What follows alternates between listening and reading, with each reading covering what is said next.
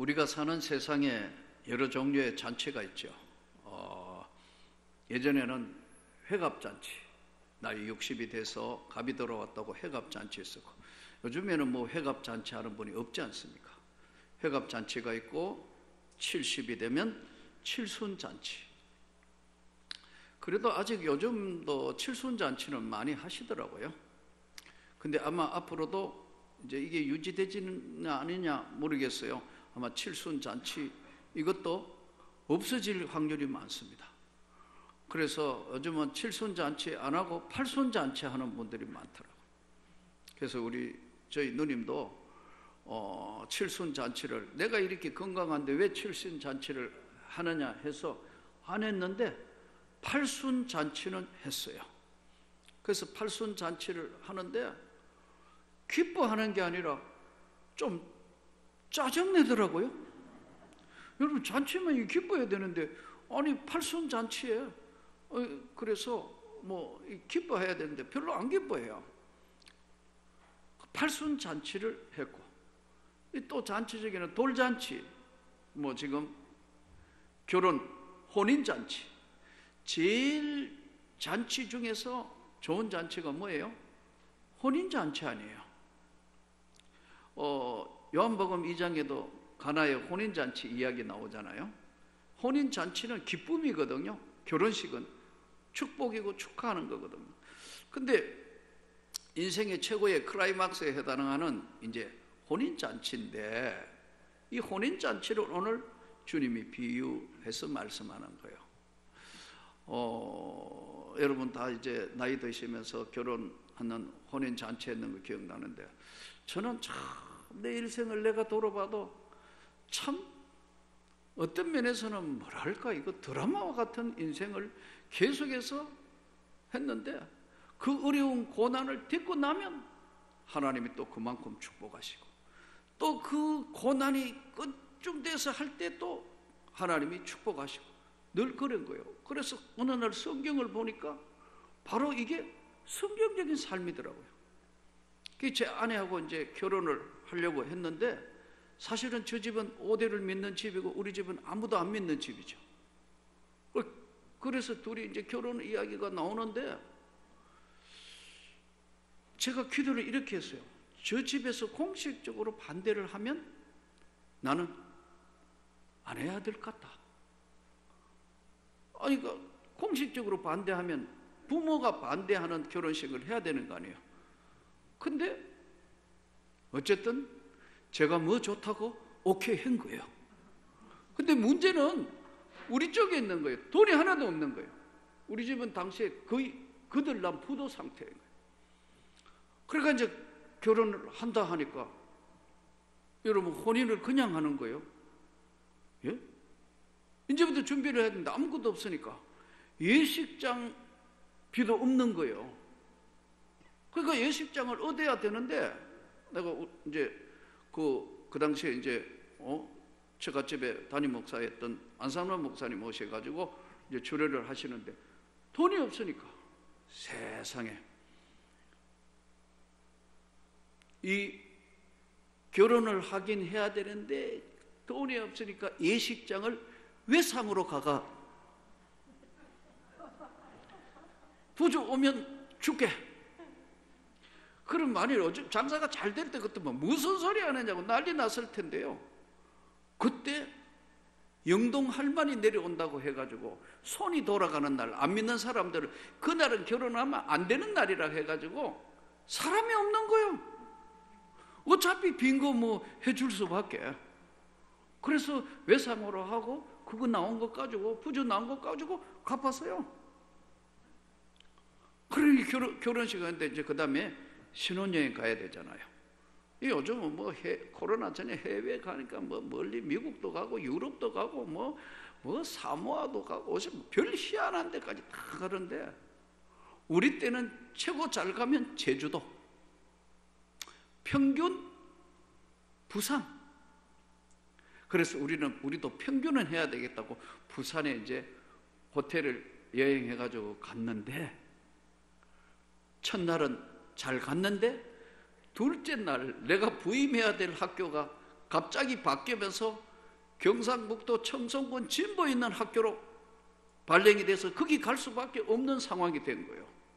가서 이제 교사는 학기가 바뀌면 인사하고 뭐 준비해야 되니까 발령 난 대로 가야 되니까 세상에 한 번도 듣도 보도 못한 대로 아내를 데리고 신혼여행 갔다가 둘째 날 꼴짜기 중에 꼴짜기인 청송 진보 땅을 가야 되는데 굽이 쳐 가니까 그 땅은 아내는 없어도 살 수 있지만 장화 없이는 못 산다는 동네에 뿔로 푹푹 빠지는 세상에. 근데 가니까 오른 여관도 없어요. 호텔은 그냥 오른 여관도 없는데 딱 한 군데 비어 있는 데가 오복 여인숙. 말이 안 되잖아요. 여인숙. 지금 신혼여행을 여인숙에 가가지고 지금 그러니까 거기 뭐 술 먹은 사람들 여인숙이면 시끄럽잖아요. 뭐 온갖 소리 다르는데 그거 있으니까 우리 집사람은 축복과 기쁨보다는 너무 화나니까 우는거니까 나는 저녁에 달랬어요. 괜찮아. 세상에. 그리고 학교 시작하는데 돈이 하나도 없어가지고 청송 진보 땅에는 진안동이라는 동네는 우리로 이야기하면 강남 지역이고 그 사람 시골에 몇 개 있는 우리 그러니까 유 목사님은 청송 강남에서 목회하고 있는 거예요. 그 면단이 그거는 마을 형성인 하나는 이촌동이라고 저 떨어졌는데 수돗물 다 넣어요. 펌프. 그 펌프 하는 거기에 주인집 옆방을 얻어가지고 시작해야 되는데 이 기막힌 참 사정이 벌어졌는데 그러니까 뭐 하나도 돈이 없으니까 우리 어머니가 나에게 해준 게 연탄 300장 쌀 2말 이게 전부 다예요. 참 드라마와 같은 인생이 시작됐는데 그 광야가 없었다면 난 절대 목사 안 됐을 거야. 내 마음대로 세상을 살 수도 없고 내 뜻대로 움직이는 하나도 없고 지금까지 살아온 모든 삶을 다 차단하고 가장 오지인 경상북도 청송 땅 그것도 진보에 못 살고 저 이촌동이라는 시골 거기 펌프 실으는 데 가가지고 살아야 되는 내 삶은 하나님 외에는 아무 소망이 없다. 몸도 마음도 아프고 이제 결혼을 사랑했기 때문에 아내를 데려왔지만 이 기막힌 인생 드라마와 같은 삶이 그러니까 할 게 아무것도 없으니까요. 하나님만 바라보고 성경 읽어보고밖에 아무도 없는 거예요. 이 성격이 친구들 좋아하고 사람 만나는 거 좋아하는데 다 차단시키니까 성경 읽고 학교 갔다가 그 세월 5년 끝에 하나님을 만났다.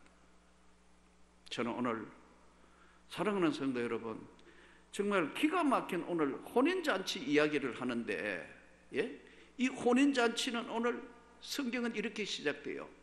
예수께서 다시 비유로 대답해 주시되 천국은 마치 자기 아들을 위하여 혼인잔치를 베푼 어떤 임금과 같다. 하나님이 혼인잔치를 베풀었다. 이게 우리가 어떻게 잘못 해석하면요 지금 죽어가지고 천국에 가가지고 천국에 있는 혼인잔치가 아니고 지금 오늘 이 예배가 천국의 혼인잔치를 벌린 거예요. 이 혼인잔치에 그 종들을 보내어 청한 사람들을 혼인잔치에 오라 했더니 오기를 싫어한다. 내가 왜 거기 가? 갈 데 많은데 그거 아니고도 갈 데 많아. 혼인잔치에 오기를 싫어하기를 다시 다른 종들을 보내며 청한 사람에 이르기를 그 다른 종이 구약의 선지자들 이야기예요.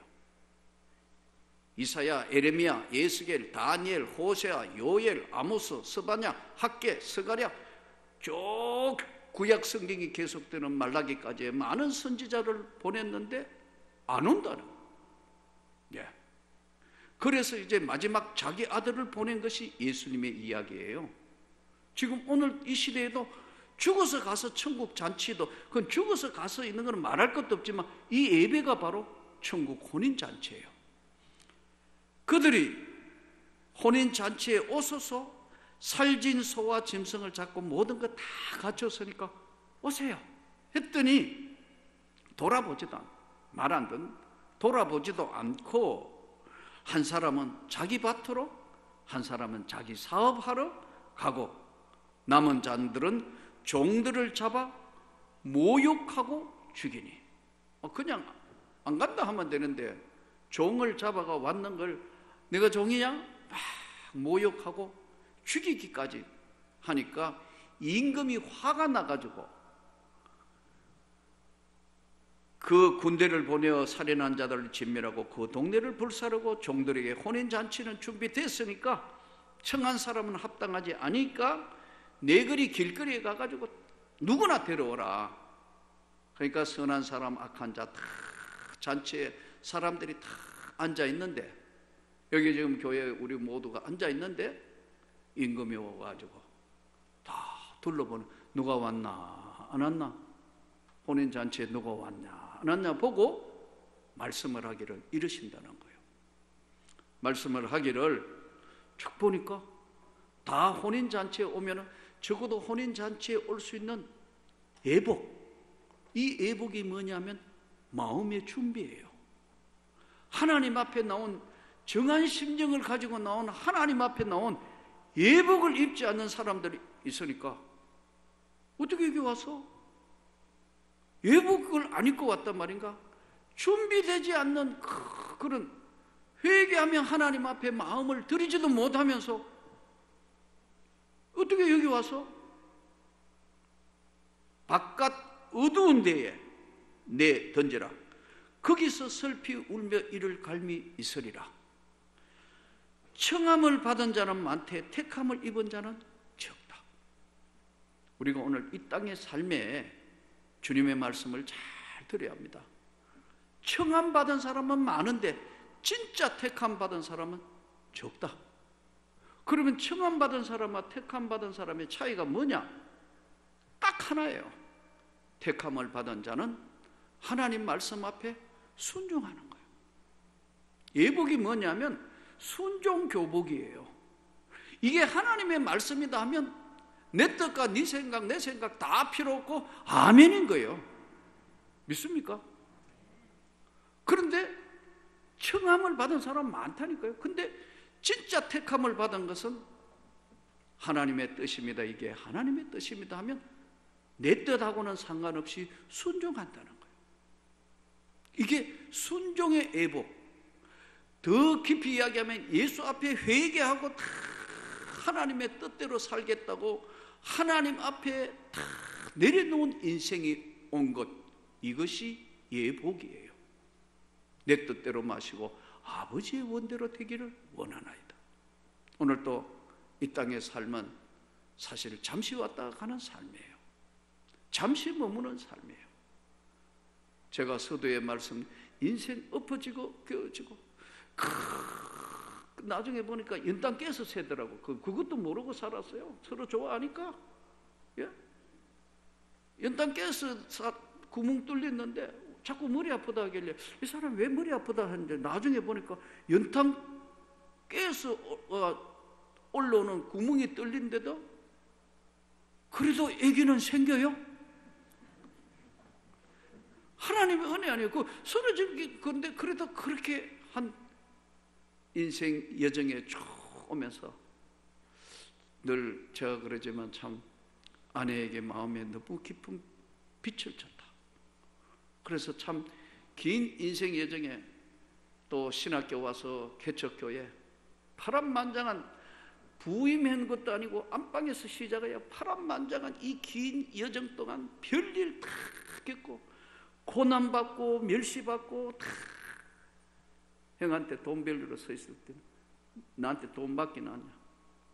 빌리죠 형. 온갖 고난 온갖 역경 다 여기까지 왔는데 그러나 한 가지 확실한 것은 주님이 여전히 함께 하신다는 거예요. 여러분 그러니까 작은 일에 실망하거나 너무 힘들어하지 마세요. 청한 사람은 많았지만 택한 사람은 반드시 나중에 복을 주시고 하나님이 지켜주신다는 거예요. 확실한 것은 뭐냐면 하나님이 우리와 함께 하는 사람은 하나님 절대로 버리지 않으신다는 거예요. 그 택한 자들, 청함받은 사람은 많은데 내 뜻이 아니고 하나님의 뜻대로 그 하나님의 뜻을 따라가는 자에게 주시는 은혜고 축복이에요. 지금 필리핀에 큰 선교를 했던 우리 건영수 선교사, 언더우드 상 받고 대단한 일을 했는데, 저 필리핀 산지 북쪽 마을에 그 산지족 선교사였어요. 나이도 저하고 동갑이에요. 근데 참 그 선교지를 3번이나 갔다 왔는데 참 볼 때마다 가슴이 침하더라고요. 근데 이 건영 선교사가 지금 폐암이에요. 온몸에 다 퍼졌다. 그 선교지에 가서 그때 참 갔다가 돌아보니까 너무 마음이 아프더라고. 여기 교회 좀 세우면 안 되겠냐. 그래서 그 당시에는 교회 세우는데 돈도 많이 안 들어요. 100만 원만 하면 교회 세웠어요. 아마 지금은 교회 세우려면 한 700~800만 원 이상은, 최소한 500 이상은 산지에 은기설계하게서라도 인건비가 나오기 때문에 그렇게 될 거예요. 근데요, 그 길은 우리 상상을 초월하는 길이다. 비키칸 사카사칸 띵나이아는 마을로 가는데, 가는데 길이 스르륵 무너져요. 밑에는 만길 낭떠러지예요. 만길, 천길도 아니라 만길 낭떠러지. 구름이 저 중간쯤 아래에 있어요. 그 산지 마을로 먼지를 먹으며 그렇게 선교해. 내가 봐도 정말 선교에 목숨을 걸고 하는 것 같아요. 그래서 그 산지에 있는 마을에 교회들을, 엄청나게 많은 교회들을 세우고 그 산지 마을에 있는데, 그 마이클이라는 애가 하나 있었는데 회개하고 돌아온 거예요. 눈이 의눈이라, 한쪽 눈이 의안이라고요. 근데 이게 어떻게 그 산지 마을에서, 옛날에나 산적 나온다는데 현대에 산적질 하다가 회개하고 예수를 믿어 목사가 됐네요. 그가 이제 그 선교사를 돕고 있더라고요. 근데 참 엄청난 일을 보면서 대단하구나. 그래서 내려왔는데 그 지역에 가면 봉톡이라는 마을이 있어요. 그 봉톡이라는 마을에 이제 초등학교는 산에 있는데 중턱에 이제 내려오면 평지 있는 전부 집산지에 시장도 있고 학교도 있고 뭐 그런 평지 마을에 공연. 봉톡이라는 그 지역에서 중학교를 세워놨는데 고등학교를 세워야 된다. 그러니까 이 목사님 교회에서 고등학교를 세워달라고.